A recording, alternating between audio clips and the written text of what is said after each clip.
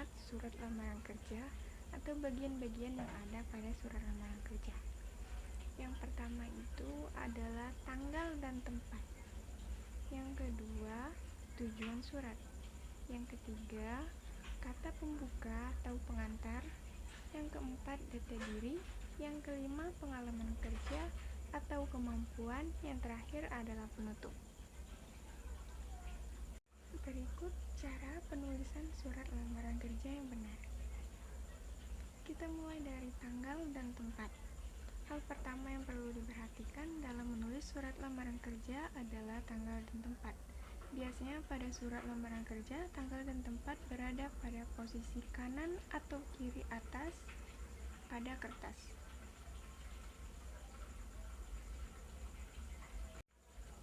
Yang kedua adalah tujuan surat. Kepada siapa surat itu disampaikan?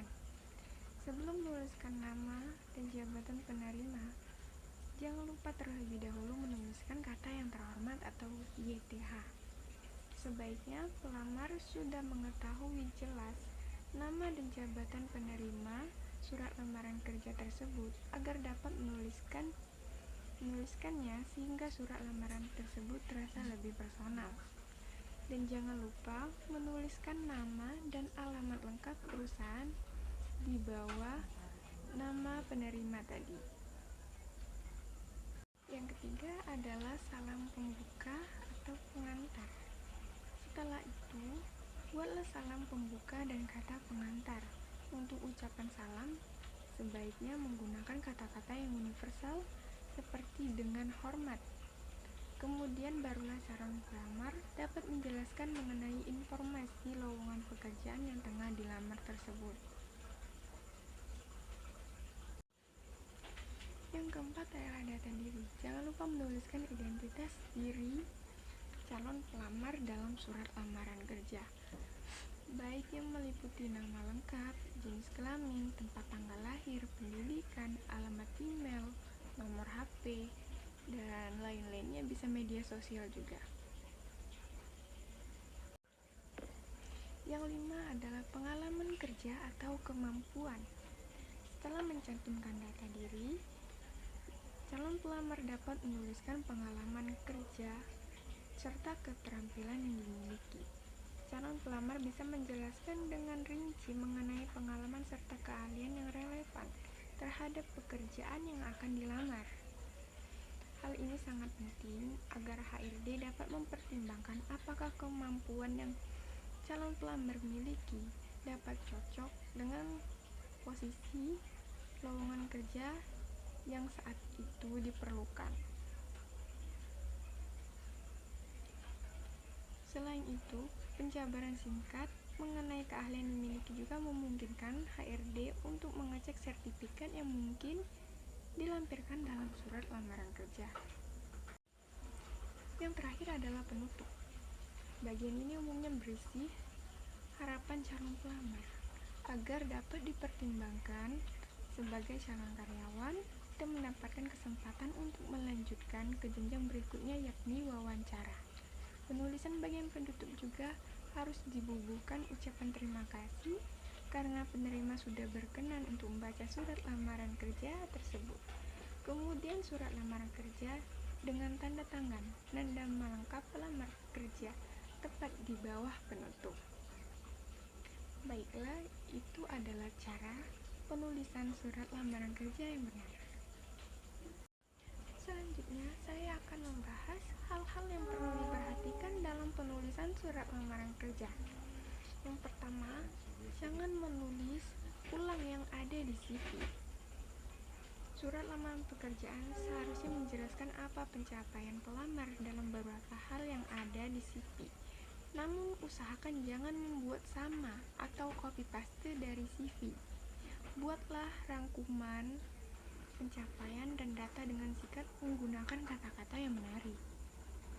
Yang kedua, paragraf pertama dan terakhir. Perhatikan paragraf pertama dan terakhir pada surat lamaran kerja. Pastikan bahwa paragraf awal tidak berbelit-belit dan langsung ke pokok bahasan. Paragraf awal harus jelas dan bersifat menjual, sementara di paragraf akhir harus terlihat tegas dan meminta mereka menghubungi jika berkenan. Jangan membuat paragraf terakhir yang mengambang, terlihat tidak peduli, atau terlalu berharap dengan cara yang buruk. Yang ketiga, bicarakan perusahaan. Sebelum menulis surat lamaran kerja, ada baiknya kita melakukan penelitian atau searching tentang perusahaan tersebut. Tiap perusahaan akan senang jika pelamar mengetahui banyak hal tentang mereka. Tunjukkan bagaimana perusahaan tersebut mempunyai kesan yang baik dan bidang apa yang cocok bagi calon pelamar untuk dapat berkontribusi. Yang keempat, jangan sebutkan semua kemampuan. Semua kemampuan dan keterampilan yang dimiliki pelamar tentunya sudah ada di CV. Untuk itu, jangan repot-repot menyebutkan semua dalam surat lamaran pekerjaan.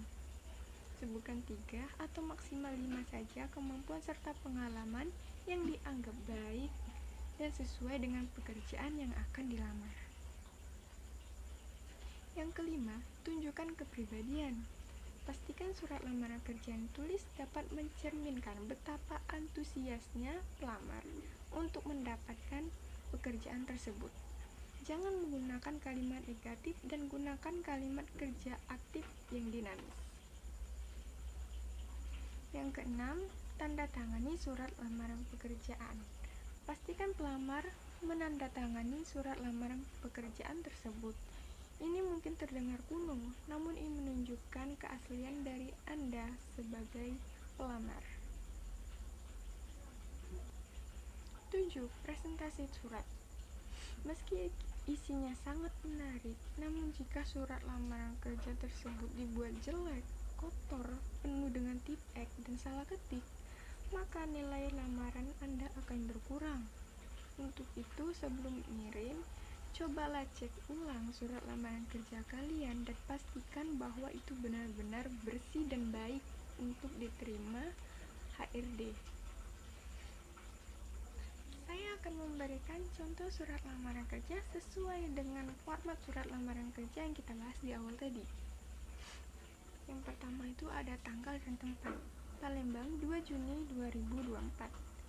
Yang kedua ada tujuan surat, yang terhormat pimpinan PT Ion, Jalan Mawar Putih nomor 12 Palembang. Yang ketiga, salam pembuka atau pengantar. Dengan hormat, sehubung dengan informasi lowongan kerja yang saya lihat pada media sosial LinkedIn pada 30 Mei 2024, perusahaan ibu atau bapak sedang membuka lowongan pekerjaan. Dengan ini, saya ingin melamar pekerjaan sebagai staf akuntan di perusahaan bapak atau ibu. Yang keempat adalah data diri. Adapun data diri saya sebagai berikut: nama Desyantika, tempat tanggal lahir Palembang 31 Desember 2004, pendidikan terakhir SMK, akuntansi keuangan, alamat Jalan KH Abdul Razak nomor 2, terus nomor telepon dan alamat email. Yang kelima adalah pengalaman kerja dan kemampuan. Saya memiliki pengalaman kerja sebagai staf akuntan selama 2 tahun. Saya memiliki ahlian terkait akuntansi keuangan, mulai dari analisis transaksi, pencatatan pada buku besar, menghitung utang piutang perusahaan, hingga menyelesaikan laporan keuangan perusahaan. Untuk bahan pertimbangan, saya juga melampirkan beberapa dokumen, antara lain daftar riwayat hidup atau CV, resume kerja, fotokopi ijazah terakhir, fotokopi transkrip nilai, fotokopi KTP, pas foto 4x6, surat pengalaman kerja. Yang terakhir adalah penutup. Demikian surat lamaran kerja ini saya buat. Besar harapan saya dapat melanjutkan ke tahap berikutnya. Atas perhatian Bapak atau Ibu, saya ucapkan terima kasih. Hormat saya tertanda. Dapat saya sampaikan mengenai cara penulisan surat lamaran kerja yang baik dan benar. Semoga bermanfaat bagi kalian semua. Wassalamualaikum warahmatullahi wabarakatuh.